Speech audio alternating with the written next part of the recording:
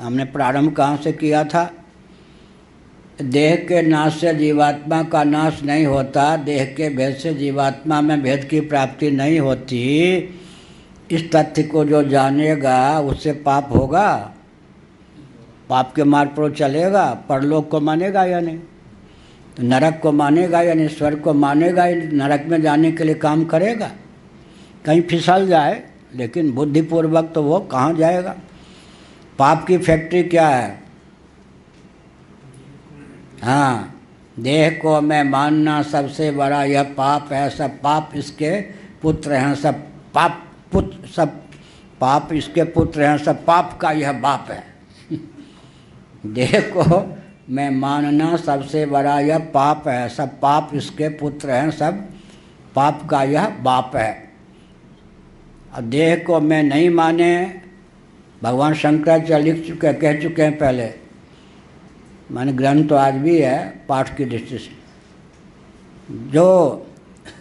जो कौन शास्त्र को नहीं प्रमाण मानता वो देहात्मवादी ही रह सकता है। शास्त्र का आलंबन लेकर, शास्त्र सम्मत युक्ति का आलंबन लेकर ही कोई देह को अनात्मा समझ सकता है, केवल युक्ति के बल पर नहीं। तब नैयायिक कूद पड़े, वैशेषिक कूद पड़े।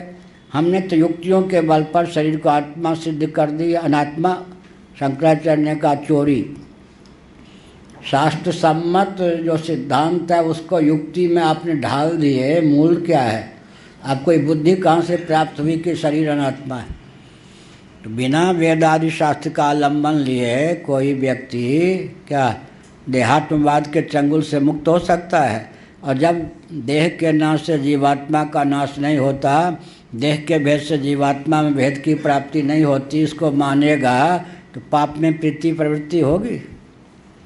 यही कहा शास्त्र जनित ज्ञान माने। और शास्त्र को जो नहीं मानेगा वो असुर हुए बिना रहेगा। तो वेदादि शास्त्र को गप सप कहकर ये जितने प्रकल्प चल रहे हैं सबका असुर बनाने का प्रकल्प चल रहा है या नहीं? विकास के नाम पर लोगों को नरक भेजने या स्थावर या कृमि कीट बनाने का प्रकल्प चल रहा है या नहीं? इधर किसी का ध्यान है विश्व में? विकास विकास विकास। अरे विकास तुम क्या कर रहे हो? जिसका विकास कहते हो किसका? पृथ्वी का या प्राणियों का? पृथ्वी का विकास हो रहा है या विनाश?